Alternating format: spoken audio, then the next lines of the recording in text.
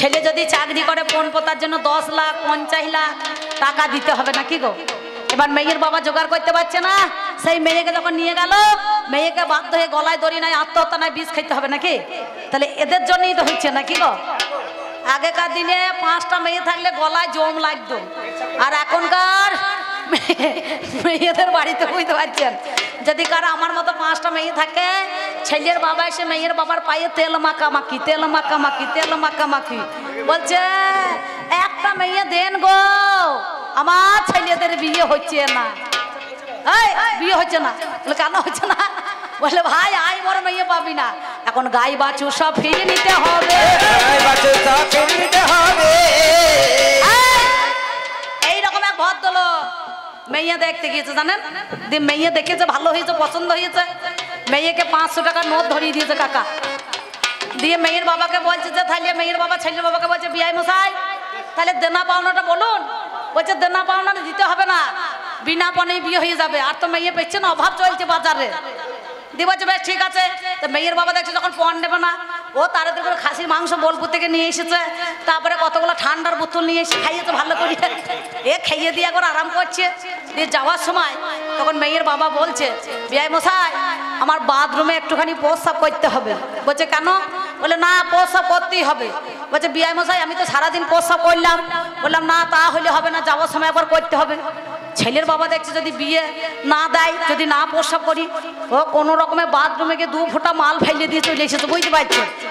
দিয়ে বলছে আচ্ছা আপনি কেন প্রস্রাব করিয়ে নিলেন? বলে শুনুন কাল আপনার বাড়িতে আমার মেয়েটা যাবে, তখন বউ শাশুড়ি নিশ্চয় ঝগড়া ঝাগড়ি হবে, আর আপনি তখন কি বলবেন? কিছু বলতে পারবেন না, বৌমাকে বলবেন না, নিজের স্ত্রীকে বলতে পারবেন না। তখন আপনি কি বলবেন? এই তোর বাবার বাড়ির উঠোনে আমি প্রস্রাব করতেও যাই নাই, তাই আগে থেকে করিয়ে নিলাম, আগে থেকে আমি করিয়ে নিলাম, তোমার কাছে কথা তাই তো দিলাম, আগে থেকে আমি করিয়ে নিলাম। তোমার লাজ লাগে না হে এমন কথা বলতে? তোমার লাজ লাগে না হে এমন কথা বলতে? তোমার লাজ লাগে না হে এমন কথা বলতে? তোমার লাজ লাগে না হে এমন কথা বলতে? তোমার লাজ লাগে না হে এমন কথা বলতে? তুমি কাপড় ছিঁড়ে কাটি করে, তুমি কাপড় ছিঁড়ে কাটি করে করেছো হেডলাইটের বলতে, লাজ লাগে না হে এমন কথা বলতে? তোমার লাজ লাগে না হে এমন কথা বলতে? তোমার লাজ লাগে না হে এমন কথা বলতে? এই নারীকে সামান্য ভেবো না। এই যে তোমাকে বললাম না এটাকে কি বলছে? মাটি মাটি। তাই আমার কলিযুগে একদিন গৌর হরি যে বিষ্ণু প্রিয়াকে বাবা কাঁদিয়েছে, নবদ্বীপ পরিত্যাগ করে কাটোয়ার কাঞ্চন নগরেতে গেল, কেশব ভারতীর কাছে সেদিন দীক্ষা নিয়েছিল, মধু নাপিতের কাছে মাতার কেশ মন্ডন করে জীবের দ্বারে দ্বারে নাম বিলাতে যায়। সেদিন গৌর আমার গো কি করিল করিল অন্যায়। কোথায়? এটা কিন্তু শাস্ত্রের কথা, আমার কথা নয়। বর্ধমান জেলায় মন্তসর থানা দেনুরপুশ্রী গ্রাম, আপনাদের জানা। শিবা সাঙ্গিনায় গৌর হরি গো সেদিনও দাঁড়ালো, তোমার দরজায় সেবা নেব আজকে আমি ভালো। 8 বছর বয়সে তার ভাই জিওরে ছিল, নাম যারে নারায়ণী গো কি বলিব বলো।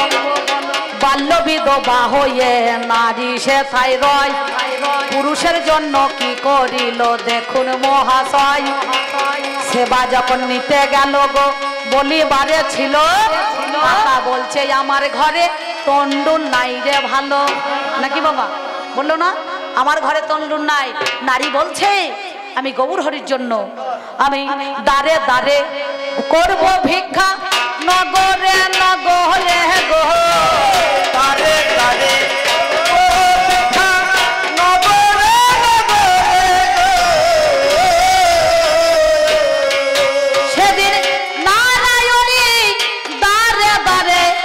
চলে সেজন গেল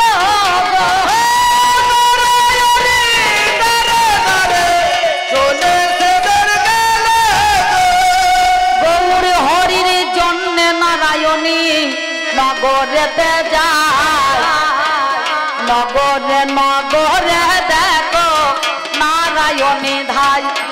এই পুরুষের জন্য গৌর হরির জন্য বৈষ্ণবের জন্য নারায়ণী কি বলেছিল বলে কিছু ভিক্ষা দেন গো আজ আমারে কিছু ভিক্ষা দেন গো আজ আমারে কিছু ভিক্ষা দেন গো আজ আমারে আমার আছেন যত নগরবাসী আপনাদেরও দ্বারে আসি আর আছে যত নগরবাসী আপনাদেরও দ্বারে আসি আমায় দান দিয়ে কর খুশি মা এই না ধরা ধারে কিছু ভিক্ষা দেন গো আজ আমারে কিছু ভিক্ষা দেন গো আজ আমারে সেই দিন নগরবাসী কি কর্ম করিল সবাই মিলে নিয়ে গেল তন্ডুল আর করি ওরে ভালো নারায়ণীর কাছে আমার হাজির করে দেয় নারায়ণী সেই সময়ে কাকারও আলয় ভিক্ষা করে আমার নগরেতে আনে কি বলিব ভাবের কথা দেখুন বিচার করে এইবারে নারায়ণী কি কর্ম করিল যখন আমার ভিক্ষা এনেছিল ভালো কাকা সেদিন আমার রন্ধন করিল নারায়ণী সেই সময়ে স্নান করতে গেল স্নান করে এসে আমার নারায়ণী যে গৌর হরি সেবা নিয়ে পালিয়ে গেল সে রাস্তা দিয়ে যখন গৌর চলে যায় নারায়ণী বলে কাকা তোমারে জানাই কোথায় গেল গৌর হরি বিচার করো ওখানে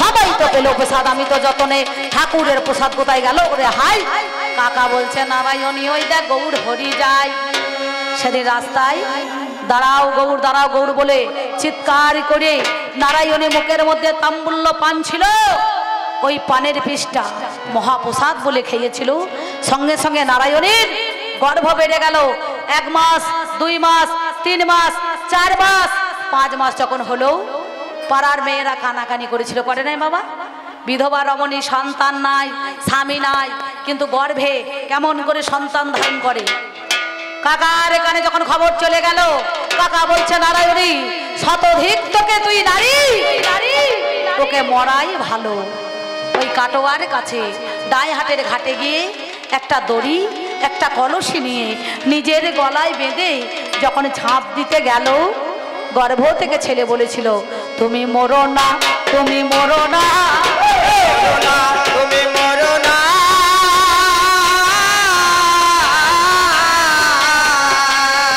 তুমি মরো না তুমি মরো না মরো না তুমি মরো না ওরে তুমি মরলে আর আমি বাঁচবো না মরো না তুমি মরো না এই কথা বলতে বলতে আমার এক দাদা ভাই এসে 55 টাকা দিয়েছে আমি কাই মনোবাক্যে প্রার্থনা করছি মায়ের কাছে ওনার ব্যাংকের টাকা যেন কোনোদিন না ফুরোয় বাবা 55 টাকা দিয়েছে যেন 55 লাখ হয়ে যায় নাকি অর্থের অভাব হবে না মা গো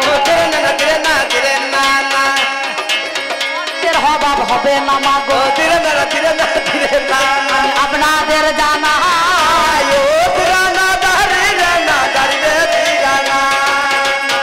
বলিব ভাবের কথা মহতি সভা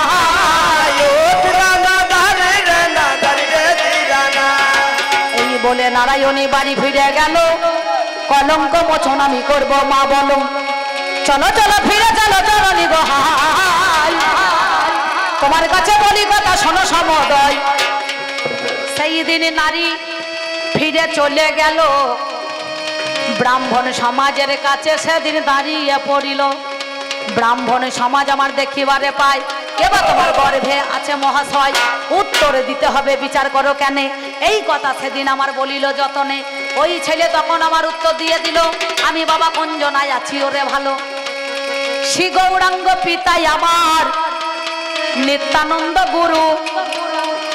বৃন্দাবন দাস নাম ধরেছি, বাঞ্ছা কল্পতরু। অজনী সম্ভব হয়ে আমি চলে এলাম, বিনা রজে বিনা বীজে জন্ম নিয়ে নিলাম। চৈতন্য ভাগবত করিতে প্রকাশ, ধেনুরপুষি গ্রামেতে আমার হবে বাস। চৈতন্য মঙ্গল রচনা করিব, আমি দেখো ধেনুরপুষির গ্রামে ওরে যাব। যত্ন নিয়ে নেবো হাইরে মরি হাই, চৈতন্য মঙ্গল নাম হয়ে যায়। বৃন্দাবন দাস রচনা করিল, সেই দিন কি বলিব ভাবের কথা ভালো। তাই আমি তোমার কাছে বলি মহাশয়, সেদিন নারীর গর্ভে জন্ম নিল, বিনা রজে বিনা বীর্যে হাই। তাই না?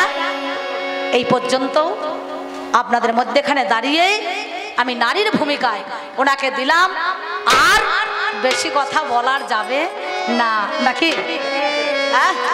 তুমি তুমি রাগ করো না, আমায় ভুল বুঝো না। তুমি রাগ করো না, আমার ভুল বুঝো না। তুমি রাগ করো না, আমার ভুল বুঝো না। অকারণে মনে যেন, অকারণে মনে যেন দেখা পেও না। তুমি রাগ করো না, আমার ভুল বুঝো না। তুমি রাগ করো না, আমার ভুল বুঝো না। এই যে বেল গাছটা লাগিয়েছেন, বেল ফল, এটা হচ্ছে শ্রীফল, ধরা দেবীর মাতৃস্তন ভাণ্ডার। আজ পর্যন্ত এটা নারীর অবদান। তুলসী পাতা, এটা নারীর অবদান, এটা পুরুষের নয়। কি বলছেন? হরি যার নামে করে বাবা গো শোনো দিয়া মন। এই পর্যন্ত দ্বিতীয় পাল্লা সারিলাম, এখন পাল্লা গার্গ এসে কথা বলবে ওরে ভাই। তারপরেতে মিলন হবে আপনাদের জানাই। এই মিলন না শুনে যদি কো না জানি, বাড়ি চলে যাও বাবা, জানেন মহাজ্ঞানী। তাদেরও 10 দিন ধরে মিলন হবে না ভাই। তাই কেউ যেন মিলন গীতি না শুনে বাড়ি যাবেন না। যাওয়ার সময় একটা গান দিতে হয়, আর গান না দিলে পরে হবে না, নাকি? তাই যাওয়ার সময় কি বলবো জানে? আকাশে ওই সীমানা তোমাকে যদি খুঁজে পায়, পাখির মতো ডানা মেলে উড়ে যেতাম দুজনা আকাশে।